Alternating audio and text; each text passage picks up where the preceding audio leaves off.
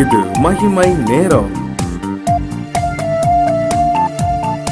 இயேசு கிறிஸ்துவின் இனிதான நாமத்தினாலே நிகழ்ச்சியை பார்த்து கொண்டிருக்கிற உங்கள் அனைவருக்கும் என் அன்பின் வாழ்த்துக்களை தெரிவித்துக் கொள்கிறேன். மீட்கப்பட்டவர்கள் அப்படிங்கிற தலைப்புல நம்ம தியானித்து கொண்டு வருகிறோம். ஆண்டவராய் இயேசு கிறிஸ்துவின் இரத்தத்தினால கழுவப்பட்ட நம்ம அனைவருமே ஆண்டவரால் மீட்கப்பட்டவர்கள் தான்.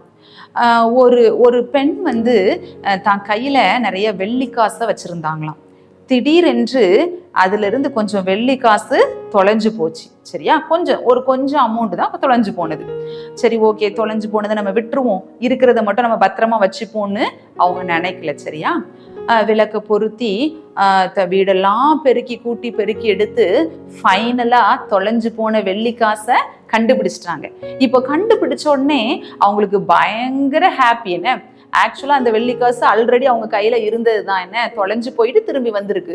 ஆனா திரும்பி கிடைச்ச உடனே அவங்களுக்கு அவ்வளோ ஹாப்பி. என்ன, பக்கத்துல உள்ளவங்ககிட்டலாம் சொல்றாங்க, நான் இப்படி வெள்ளிக்காசு என்கிட்ட இருந்து தொலைஞ்சு போச்சு, அதை மறுபடியும் நான் கண்டுபிடிச்சிட்டேன் அப்படின்னு சொல்லிட்டு ரொம்ப ஹாப்பியா அவங்க சொல்றாங்க. என்ன, இது மாதிரிதான் ஆண்டவரும் மீட்டெடுக்கப்பட்டவர்களாகிய நம்மேல ஆண்டவர் பிரியமா இருக்கிறார். கர்த்தர் நம்மேல் மகிழ்ச்சியாக இருக்கிறார். ஏசாயா 65 அதிகாரம் 19வது வசனம், நான் எருசலேமின் மேல் களி கூர்ந்து என் ஜனத்தின் மேல் மகிழ்ச்சியாயிருப்பேன். சரியா, மீட்கப்பட்டவர்களாகிய நம்மேல ஆண்டவர் பிரியமாகவும் மகிழ்ச்சியாகவும் இருக்கிறார். அப்படி நம்மேல பிரியமா இருக்கிற ஆண்டவரை ஆனந்த களிப்புடன் நம்ம பாடி நம்ம ஸ்தோத்திரிக்கிறவர்களாக நம்ம இருக்க வேண்டும். கர்த்தர் நம்ம மேல பிரியமா இருக்கிறதுனால, மகிழ்ச்சியாக இருக்கிறதுனால நமக்கு என்ன நடக்கும்?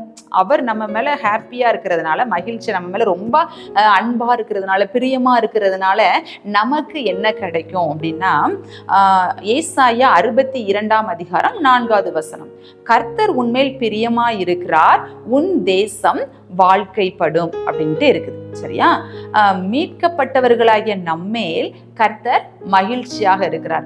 நம்மேல பிரியமா இருக்கும் பொழுது நம்ம தேசத்தின் நன்மையை நம்ம புசிக்க முடியும். தேசம் நமக்கு வாழ்க்கைப்படும், அதன் பலனை நம்ம புசிக்கலாம் அப்படின்னு சொல்லிட்டு சொல்லப்பட்டிருக்கேன். நம்ம பிள்ளைங்க மேல ரொம்ப அன்பா இருக்கும் போது, ரொம்ப பிரியமா இருக்கும் போது, பிள்ளைங்க கேட்கறதெல்லாம், நம்ம ஆசைப்படுறதெல்லாம் நம்ம என்ன பண்ணுவோம்? வாங்கி கொடுப்போம். அப்படிதான் ஆண்டவரும் மீட்கப்பட்டவர்களாகிய நம்மேல பிரியமாக இருக்கிறார். நம்மேல பிரியமா இருக்கிறதுனால என்ன இது அப்படின்னா, பலன் அப்படின்னா, நம்ம சந்தோஷமா இருக்கணும்னு ஆண்டவர் நினைப்பார்ல. அதனால தேசம் வாழ்க்கைப்படும் அப்படின்னு சொல்லிட்டு இருக்குதுன்னு. நம்மை சுற்றி இருக்கிறவங்க, அடுத்து நம்ம கூட இருக்கிறவங்க, நம்ம தேசம் எல்லாமே செழிப்பாகும், எல்லாமே சந்தோஷமா இருக்கும், நம்ம தேசத்துல சமாதானமாக இருக்கும். கொஞ்சம் திடீரென்று சில நாட்கள்லாம் திடீர்னாப்புல வெங்காயம் விலை நல்லா ஹை ரேட்டுக்கு போயிடும், திடீர்னாப்புல தக்காளி விலை நல்லா ஹையா போயிடும்னு. அப்படி விலைவாசி ஏற்றம் இறக்கம்லாம் இருக்கும். அப்படிலாம் இருந்தா நம்ம ஒரு பீஸ்ஃபுல்லா இல்லை ஒரு லைஃப் நடத்த முடியுமா? இல்லைன்னு. தக்காளி ரேட்டு அதிகமா இருக்குன்னு சொல்லிட்டு நம்ம விவசாயத்துல இறங்கி தக்காளி நம்ம விளைவிக்கிறோம்னு வைங்களேன், திடீர்னு என்ன ஆயிரும்? தக்காளி ரேட்டு மலிவாயிரும். அப்போ நம்ம எதிர்பார்க்கிறது நம்ம நடக்காது. நம்ம எதை எதிர்பார்க்கிறோமோ அது தேசத்துல அந்த பலனை நம்ம பெற்றுக்கொள்ள முடியாத சிச்சுவேஷன். நம்மளுக்கு நல்ல பலனை தரும் அப்படின்னு சொல்லிட்டு நம்ம விதைச்சிருப்போம். பட் அது நம்மளுக்கு முள்ளையும் குறுக்கையும் நம்மளுக்கு விளைவிச்சிச்சு அப்படின்னா அதனால எந்த ஒரு பலனும் இருக்காதுன்னு. அப்போ நம்ம ஆண்டவர் நம்ம மேல பிரியமா இருந்தா மட்டும்தான் இந்த தேசத்தின் நன்மையை நம்மால் புசிக்க முடியும். அப்ப மீட்கப்பட்டவர்களாகிய நாம் தான் தேசத்தின் நன்மையை புசிக்க முடியும். திடீரென்று கலவரங்கள்லாம் தேசத்துல நடைபெறும். சிறுபான்மையின மக்களுக்கு விரோதமாக கலவரம், அச்சுறுத்தல் அதெல்லாமே நடக்கும். அதெல்லாம் இல்லாம நம்ம சமாதானமா பீஸ்ஃபுல்லா வாழணும் அப்படின்னா நம்ம எப்படிப்பட்டவர்களாக இருக்கணும்? மீட்டெடுக்கப்பட்டவர்களாக, ஆண்டவருடைய இரத்தத்தால கழுவப்பட்டவர்களாக, மீட்டு கொள்ளப்பட்டவர்களாக நம்ம இருக்க வேண்டும். அப்படி இருப்போம் அப்படின்னா ஆண்டவர் நம்மேல் பிரியமா இருப்பார். அவர் பிரியமா இருக்கும் பொழுது என்ன கிடைக்கும் அப்படின்னா, லேவியராகமம் 26 அதிகாரம் 4வது வசனம், நான் ஏற்ற காலத்தில் உங்களுக்கு மழை பெய்ய பண்ணுவேன், பூமி தன் பலனையும் வெளியில் உள்ள மரங்கள் தங்கள் கனியையும் கொடுக்கும். ஏற்ற காலத்துல எல்லாம் கரெக்டா என்ன பண்ணணும்? பெர்ஃபெக்டா நடக்கணும். கனி கொடுக்கிற காலத்துல அந்த மரம் என்ன பண்ணணும்? கனி கொடுக்கணும், ஏற்ற வேளையில மழை காலத்துல மழை பெய்யணும். இதெல்லாம் நடந்தாதான் நம்ம அந்த தேசத்துல பீஸ்ஃபுல்லா சமாதானமா இருக்க முடியும். அப்ப நம்ம ஆண்டவருக்கு பிரியமாக இருக்கும் பொழுது நம்ம குடும்பத்திலையும் ஆசீர்வாதம் இருக்கும், நம்மை சுற்றி இருக்கிறவர்களுக்கும் அந்த ஆசீர்வாதம் கடந்து செல்லும், நாம் இருக்கிற தேசமும் ஆசீர்வதிக்கப்படும். இந்த யோசேப்பை பாருங்க, அவர் ஆண்டவருக்கு பிரியமாக நடந்தார். என்ன, ஆண்டவருக்கு ரொம்ப பிரியமாக இருந்தார்.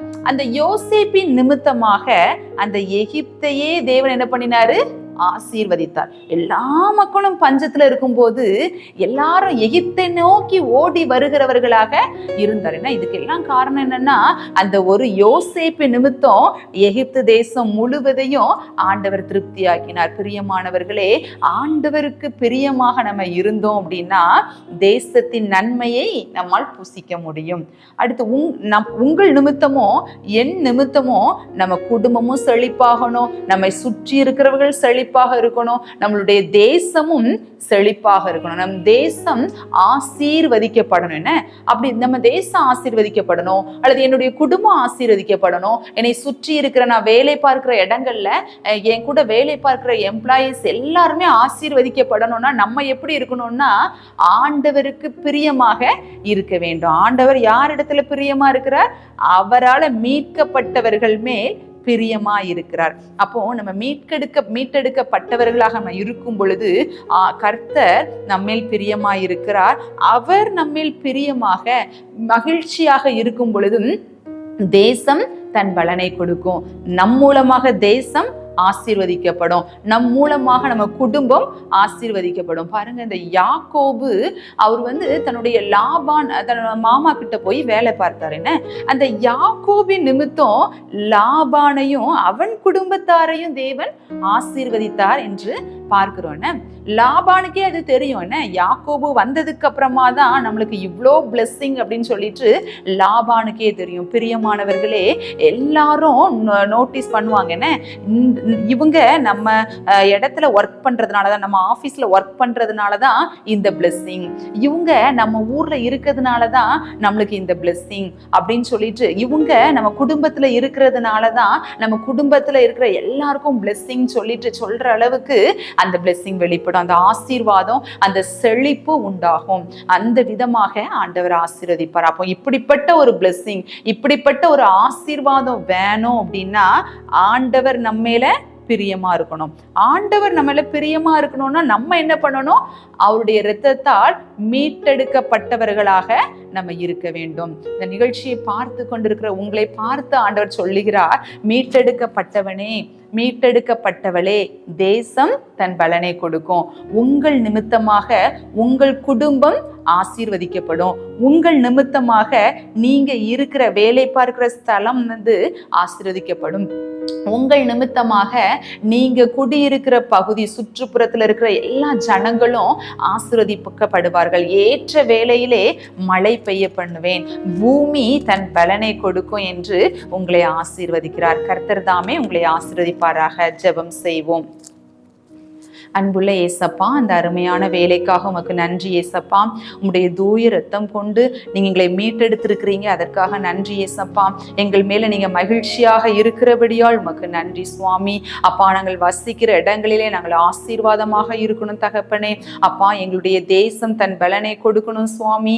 ஏற்ற காலத்திலே மழை பெய்ய பண்ணணும், பூமி தன் பலனை தரணும் ஏசப்பா. அந்த பலனை நாங்கள் அனுபவிக்கிறவர்களாக இருக்கணும். நீங்க உதவி செய்யுங்க, வழி நடத்துங்க. ஆமேன்.